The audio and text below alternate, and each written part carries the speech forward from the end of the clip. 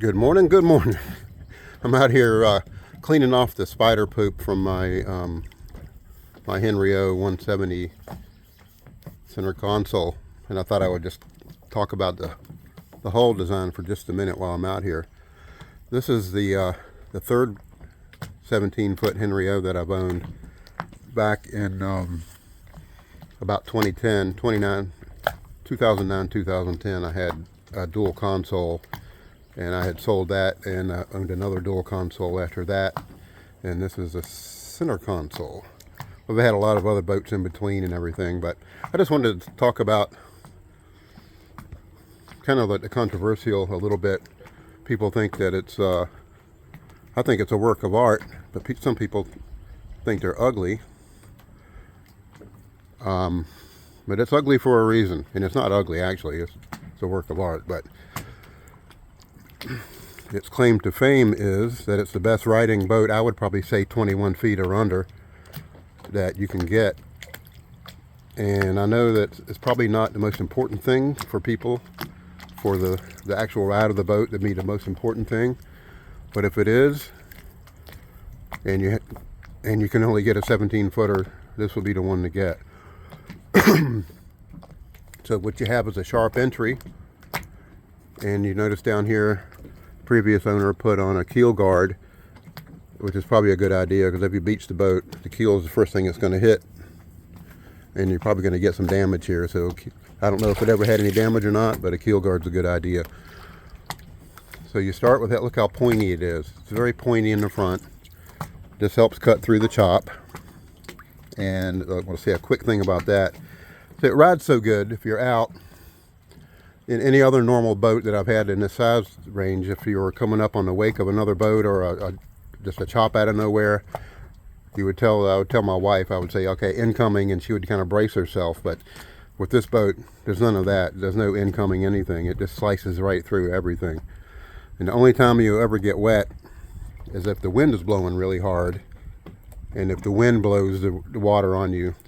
But other than that, there's no water going to come over the front or over the sides. So anyway, sharp entry, goes all the way down to the back. And then you have the strakes.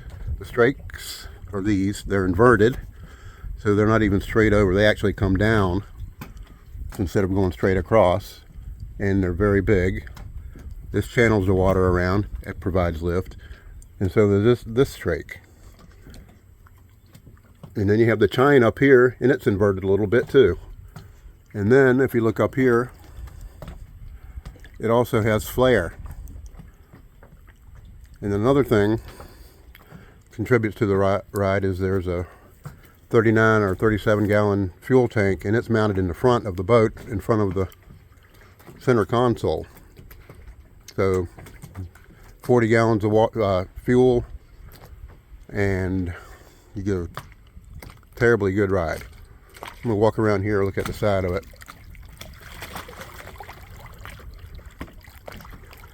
I can get far enough away from it to get the whole boat in there.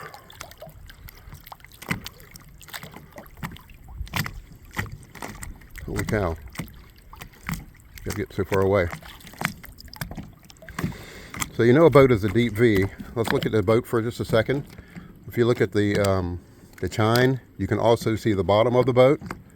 A lot of boats you can see the chine and you don't see the bottom of the boat. But if that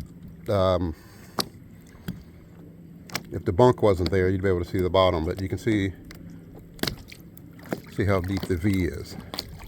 And I'm going to pop around here to the back.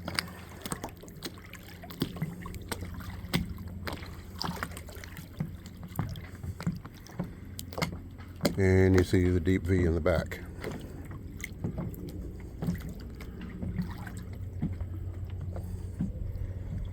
You see how these are cut out, how the chine's inverted, the strake is inverted. There's another one right under here that kind of ends back here. And you'll see on the keel, there's a little bit of a keel pad. Provides a little bit of lift, but it's not very much. That's why the boat rides so darn good. This is my 115 Yamaha.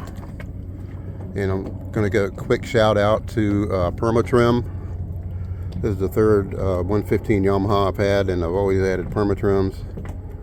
Permatrim does two things.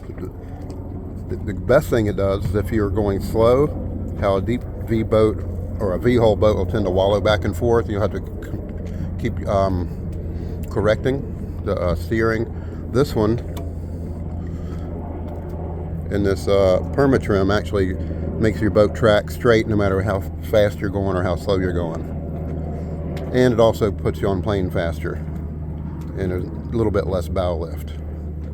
I think it's a great investment. They're made of aluminum. You can step on them. And anyway, that's that. I also added a swim platform. And because this didn't have it, and I have to have a swim platform, we go out and float around in the river a whole lot. Anyway, that is the Henry O center console. I'd be interested to know.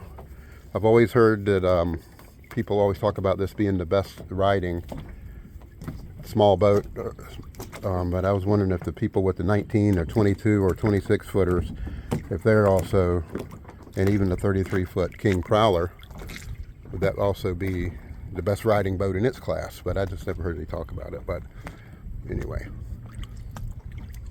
if anybody ever wanted to know about the Henry O hull and why it rides so good, and a shout out to Henry O and his family for building such a great boat. I know Henry O's not with us anymore, but his name is.